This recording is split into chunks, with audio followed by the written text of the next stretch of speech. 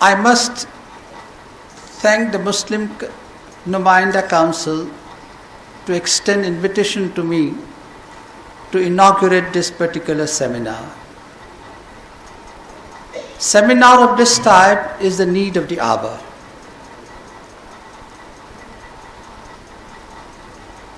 We cannot remain silent to the things that are going around us, and the time has come up for us to speak up, to assert our rights in a constitutional way, and to agitate for our rights in a constitutional way. एक अजीब सी रिवायत आजकल है हमारे मुल्क में और आलम में भी कि जब भी कोई वाक़यात होता है, कभी कोई हादसा होता है, कोई लोग मरते हैं, तो उस वक्त ये एक रस्म अदा की जाती है कि हम 2 मिनट के लिए खामोशी इख्तियार कर लें या 2 सेकंड के लिए खामोशी इख्तियार कर लें। उस पर एक छोटी सी नज़म इमैनुअल हॉर्टिज ने लिखी है, अंग्रेज़ी में है, जो मैं आप तक पहुंचाना चाहता हूं। उन्होंने लिखा है कि before I start this poem, I would like to ask you to join me in a moment of silence in honor of those who died in the World Trade Center and the Pentagon on September 11th. I would also like to ask you to offer up a moment of silence for all those who have been harassed, imprisoned, disappeared, tortured, raped or killed in retaliation for those strikes for the victims in both Afghanistan and the US. And if I could just add one thing, a full day of silence for tens of thousands of fellow Palestinians who have died at the hands of the US-backed Israeli forces over decades of occupation. 6 months of silence for the 1.5 million Iraqi people, mostly children, who have died of malnourishment or starvation as a result of 11-year embargo against the country. Before I begin this poem, 2 months of silence for the blacks under apartheid in South Africa, where Homeland Security made them aliens in their own country, and 9 months of silence for the death in Hiroshima and Nagasaki, where death rained down and peeled back every layer of concrete, steel, earth and skin, and the survivors went on as if it alive. Before I begin this poem, an hour of silence for El Salvador, an afternoon of silence for Nicaragua, 2 days of silence for the Guatemaltecos, none of whom ever knew a moment of peace in their living years, and 45 seconds of silence for the 45 dead at Actel and Chiapas, 25 years of silence for the 100 million Africans who found their graves far deeper in the ocean than any building could poke into the sky. And I may add here my own contribution, that 15 days of silence for those who died in the Sabarmati Express, and 2 months of silence for those who died in the carnage that followed in Gujarat, in the post-Godra carnage. Before I begin this poem, you want a moment of silence. You mourn now as if the world will never be the same, and the rest of us hope to hell it won't be. Not like it always has been, because this is not a 9/11 poem. This is a 9/10 poem. This is a 9/9 poem. This is a 9/8 poem. It is a 9/7 poem. This is a 1/4/9/2 poem. This is a poem about what causes poems like this to be written. And if this is a 9/11 poem, Then this is a September 11th poem for the Shelley 1971. This is a September 12th poem for Stephen Biko in South Africa 1977. This is a September 13th poem for the brothers at Attica Prison, New York 1971. This is a September 14th poem for Somalia for 1992. This is a poem for every date that falls to the ground in ashes. This is a poem for 110 stories that were never told. This is the 110 stories that CNN, BBC, the New York Times and Newsweek ignored. And this is a poem for interrupting this program. And still you want a moment of silence for your dead? We could give you the lifetime of empty.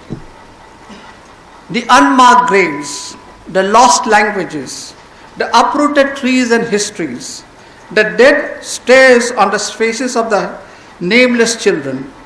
Before I start this poem, we could be silent forever or just long enough to hunger and for the dust to bury us, and you would like us for more of our silence. And then he concludes that you want a moment of silence, then take it. Now, before this poem begins, here in the echo of my voice, in the pause between the goose steps of the second hand, in the space between bodies in embrace, here is your silence, take it, but take it all, don't cut it in line. Let your silence begin at the beginning of crime. But we tonight, we will keep on singing for our dead. The time for us to raise our voices and not to keep silent. This is the poem which gives us the inspiration that it is no use sitting inactive in our armchairs, but time has now become ripe that we have to come out, not really from our homes and not from these seminar halls. The message that will be given from this seminar halls, the resolutions that will be passed in this hall has to be carried forward outside in society. And outside in the society, not only among those who are of the same view as we are, but also carry that message to the people who are sitting in the fence, the people who have not yet made up their minds, address them, shake their conscience, awaken their conscience, and make them see the light of the day. Make them see what is in our national interest. Make them see that unless and until we take the religious minorities along to the path of progress, there will be no real progress in our country. We are an important link into the whole chain that makes our nation. And if one link becomes weak, the whole chain will be broken. So this is the message that we have to carry forward. And this message we have to carry forward by putting our resolutions into action. And that we can do, friends, only if we develop first our own inner strength. Now, such a committee has come, given the report. They have identified 3 major issues that our country faces, particularly the Muslims in India faces. Those 3 issues are the issue of identity. The second issue is the issue of equity and development. And the third is of security. Now, the issue of identity is concerned, which also concerns itself with our religious and cultural rights. Our right to lead our life according to our conscience. Our right to maintain our family laws as per our conscience. The matters with which we are intimately connected, like the marriage, divorce, gift, waqf, inheritance. These are the issues with which a person is intimately connected in his life, and we, the Muslim, would like that should be in accordance with our conscience, and our conscience would mean that which is revealed in Quran and that which is revealed in the hadith of the Prophet sallallahu alaihi wasallam. So we have to then also oppose the movement that goes on to impose the uniform civil code on us. Because under the name of the uniform civil code, an alien culture is sought to be imposed upon the other groups of people who do not subscribe to such culture of the people who consider themselves to be the dominant group in our country. We have to fight this battle. But how? We have to do it, firstly, in a constitutional legal way, by exercising our legal rights, by exercising our constitutional rights. And a way back in 1962, Supreme Court has said that every religious minority has a right to its own identity. It is a group right which has been acknowledged by the Supreme Court way back in 1962. We have to, but we maintain this only if we follow the rules of Sharia in its true spirit, not merely the letters. The Muslims are discriminated in the matter of application of the laws. And rightly, these are right grievances, absolutely right grievances. But how do we remove those grievances? Unfortunately, what I have noticed, that this issue is the most neglected issue even at the community level. There is no much response from the society when you have to fight the battles in the court of law. When we are thinking of all these issues, please understand one more thing. We must understand one more thing, that who is our true enemy? Are the politicians our true enemy? Yes. Those who propound an absolutely and a naked communal ideology, they are our enemies. But there are also others who are pseudo-secular or call themselves secular. They need our vote, or at times they need our money. So out of sheer expediency and out of sheer necessity, at times they want to do something for the Muslims. Yet they can't do it. Who are the people throwing obstacles? Normally they are the bureaucrats. The bureaucracy is absolutely communal. And the bureaucracy in the issues of security and development, and even on the questions of the educational rights of the minorities, we have come across cases that when the minister says that grant a certificate of minority to this particular institution, the bureaucrats will create obstacles in the way. Either he will delay it, he will first try to somehow set aside the order which is made by the minister, or makes his best to delay it. Just now in Hari Masjid case that we are fighting in Bombay, where the Home Minister has already passed an order that the case of unjustified firing in Hari Masjid should be now referred to the CBI. That decision has been taken in September.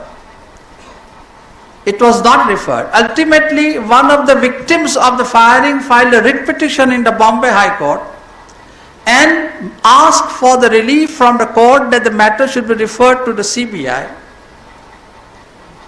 Government comes and makes an affidavit that we are willing to refer the matter to the CBI, but for 7 months it was not referred because the bureaucrats did not follow the correct procedure which is prescribed under the Delhi Special Police Establishment Act for referring the matter from the CID to CBI. Ultimately, the High Court passed the order telling them that what is the correct procedure that you have to follow, and tell us that you have followed the correct procedure or not. Then willy-nilly they have followed the procedure. So these are the situations in which we have to understand one thing, that our great enemies are the bureaucrats. And how do you fight bureaucrats? Now the question is, how do you fight bureaucrats? The problem is this, that you cannot fight, but the bureaucrats are the permanent masters of the country. The people who really rule the country are not the politicians. They come for 5 years and they go away after 5 years. But the people who rule the country are the bureaucrats. And they are the permanent rulers of the country. And they have got lot of protections under Article 311 of the Constitution. So many of my friends from the legal fraternity, I hear they know about it. That they have got a very privileged position and it's very difficult to remove them also. The only way that we can fight is through the court of law. And that is where we need, what we need the excellent system of the legal aid, which is totally absent in our community.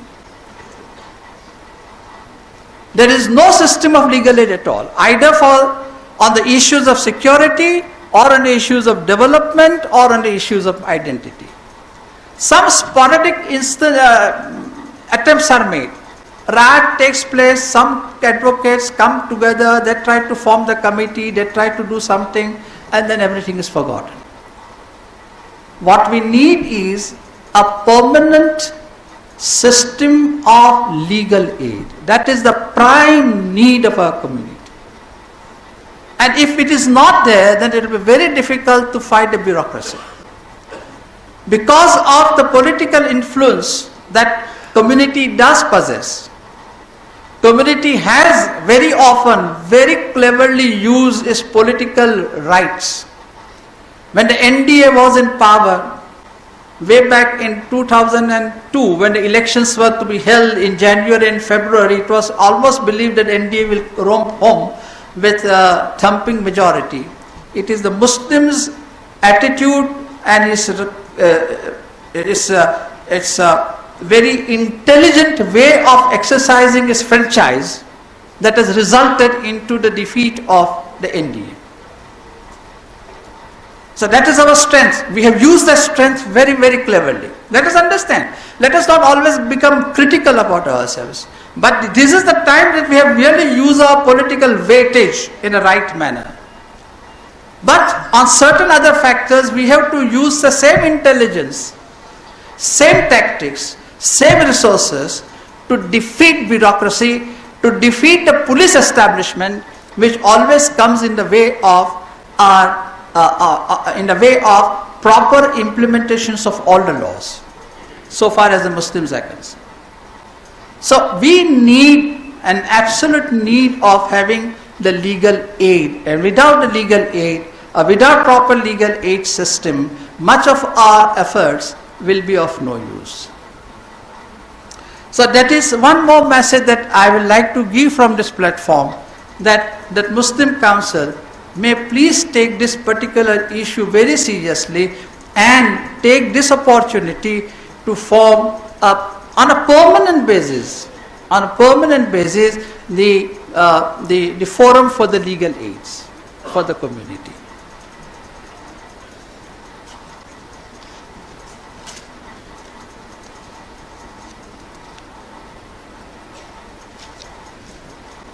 Now coming to the question of the security, we all know how the whole issue of 9/11 has been cynically exploited by the Western powers. And it is manipulated so as to create a kind of atmosphere as if there is a clash of civilizations. Because before the 9/11 occurred, in 1997, the 25 newcons had already prepared a paper in which they had also given the blue outline for creating the supremacy of the America over the entire globe. And most of these newcon leaders subsequently occupied the position of prominence in the Bush administration. Wolfowitz, Dick Cheney, Rumsfeld, and all of them. Fukuyama, but before that, Then thereafter what happened, we all know the story as to how they attacked Afghanistan, then how they attacked Iraq by inventing false excuses. We all know about it. So we did not go into the details of it. But what has happened is this, that whatever the America does, the corporate media in our country imitates them. And the corporate media in our country also follows the discourse which is being circulated in the Western world. If Bush says that it was a crusade, our corporate media will also repeat the same thing. After some time, if we say that it is Islamophobia, then they will also say Islamic fascism, that is also being repeated here.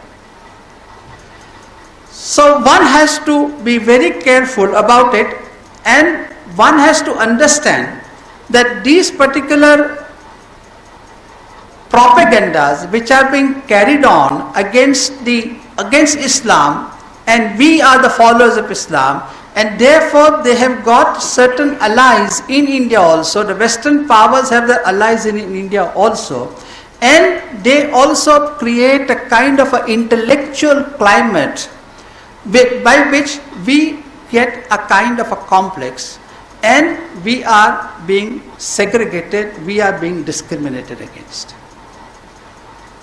So when such a situation arises, when any incident occurs, we know how every incident of violence, which is an unjustified violence, which is the act of terror, which has been condemned by the Muslim or responsible Muslim organization, and the latest being the condemnation by the Deoband seminary also, the Deoband madrasa also. Still it will be repeated that the madrasas are involved. Islam is believing in terrorism, Islam preaches violence, and this propaganda we have to keep on facing.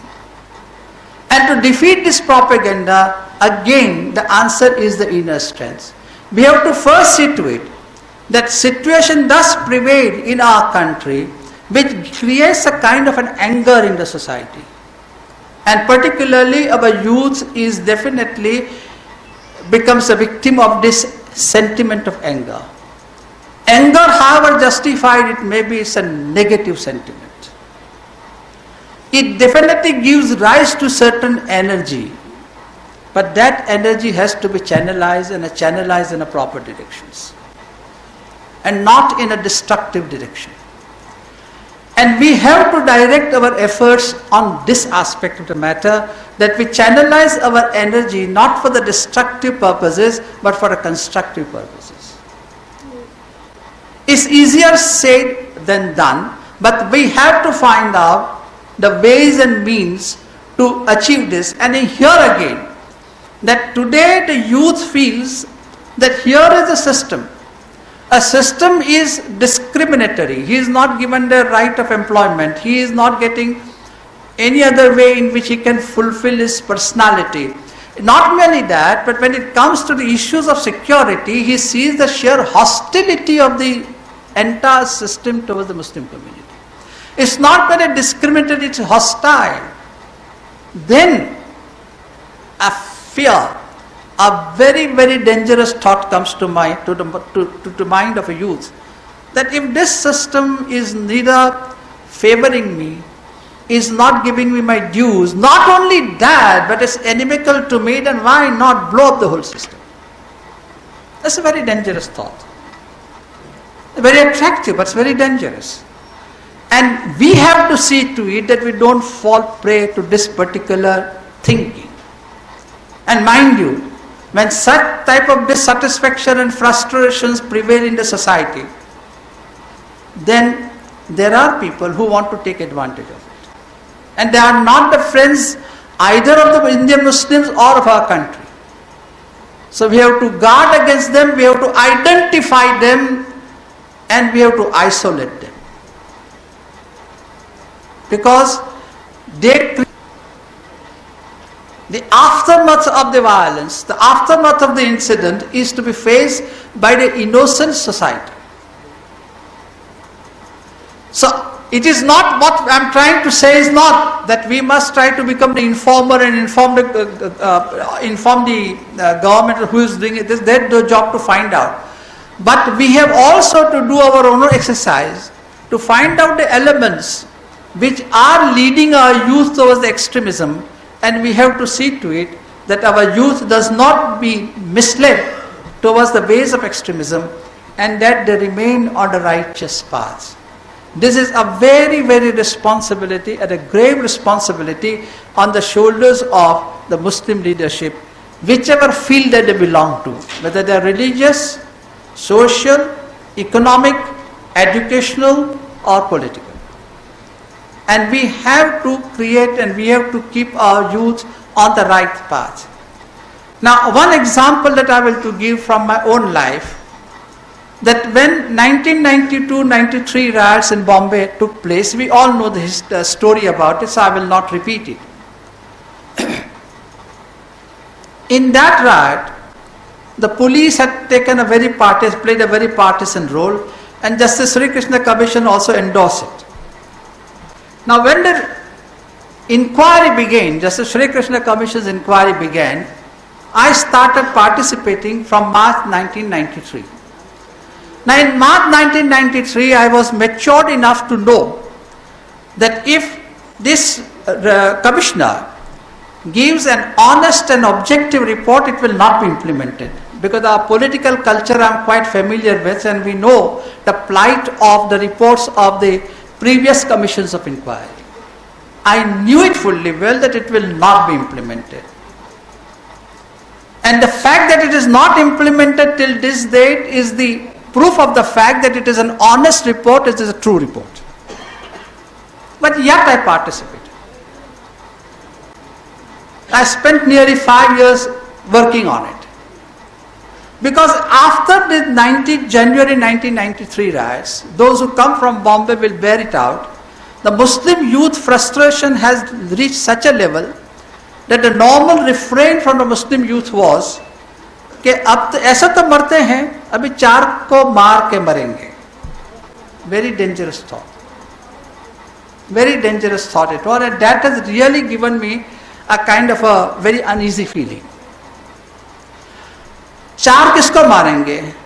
Innocent को मारेंगे. वो भी बेगुनाह है, जैसे हम बेगुनाह है, जिसको आप मारने की सोच रहे हैं वो भी बेगुनाह है. जो गुनहगार है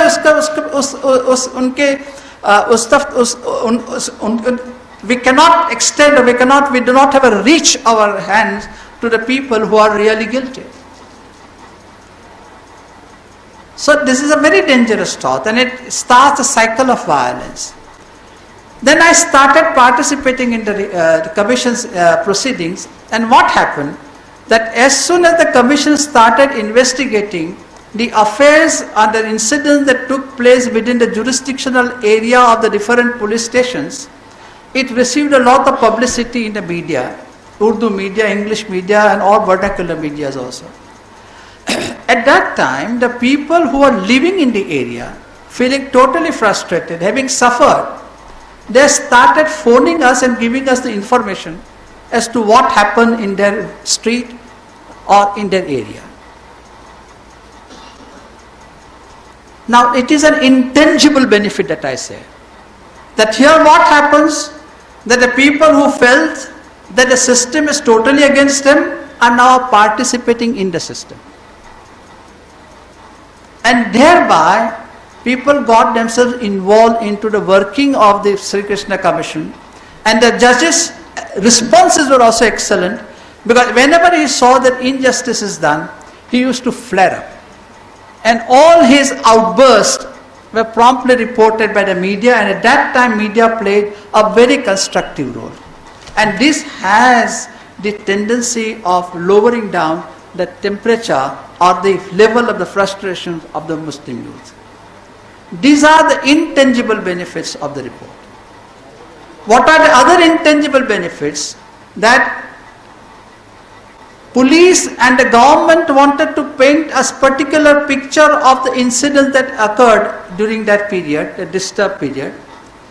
But the Sri Krishna Commission has pointed out what are the correct facts. Had there been no commission, the truth would not have come out. And the government's papers would have gone onto the archives, and which would have given a false information to the future generation.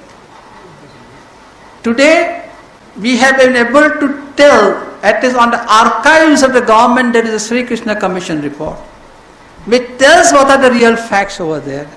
So the future generation will have a clear picture as to what happened, and will not carry any burden or conscience that whether their forefathers had done anything wrong during 1992-1993 incidents. So these are the intangible benefits of the Sri Krishna Commission report, and these are the intangible benefits of participating into or getting yourself into the system that exists, and take advantage of the system and make use of the system to your full advantage. That is what is required to be done. Now, whenever you see such incidents occur, we see that draconian laws are passed, TADA, POTA, MIKOKA, and Unlawful Prevention of Unlawful Activities Act. The main criteria, the main the first target of all these laws is that the person who is accused of the crime is denied a fair trial. Because all these laws make the stringent provisions about the bail, so the man remains an under trial prisoner for a number of years, he cannot come out. Then confessional statements are made admissible, which is otherwise not admissible under the ordinary jurisprudence, criminal jurisprudence. Then custodial violence takes place, which goes totally undetected. So all these things will lead up to the denial of the fair trial to the accused, which is one of the most essentials of the human rights. So we have to agitate against it, and therefore we have to fight for our rights, that all these draconian laws must not be repealed, and if they are to be applied, they have to be applied evenly in the society and not unevenly in the society. On this aspect, I will just now conclude my speech with only one observation of a judge of a foreign country. I will give the name of the foreign country a little later, but I will tell you what he has to say. He has observed that security conditions are not magic words, because today all these laws are justified in the name of security. He says that security conditions are not magic words, and he passed the order whereby he made governmental actions taken in the name of military necessity and national security accountable. Even if you take actions in the name of the military necessity or the national security, you are accountable, you have to give account for it. He was Justice Aharon Barak, the chief judge of the Israeli Supreme Court. And no, sir, Israel has a good traditions of maintaining human rights, and there are certain elements within Israel also who are supporting Palestinians' cause. And then further he said, then his judgment was criticized, severely criticized in Israel, and then he says that preserving rule of law and recognition of an individual's liberty constitute an important component in his understanding of security. Maintain rule of law and individual's liberty, these are the very, very essential to maintain security. Because if the people feel that they are within the system, they will never destroy the system. And said at the end of the day, they strengthen its spirit, and its strength allows it to overcome its difficulties. So These are the words which are being taken from the Chief Justice of the Israeli Supreme Court, because people who are supporting these draconian laws always cite the example of Israel. That they have got the best minds and the best methods and the best technology to defeat so-called terrorism. They have not been able to defeat it because of the draconian laws. The same words which have been spoken by some of the judges of their country are being ignored by the politicians of that country. And a lesson has to be learned by our politicians who want to follow the Israeli example.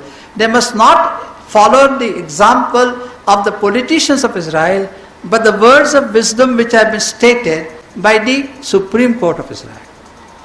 Thank you very much.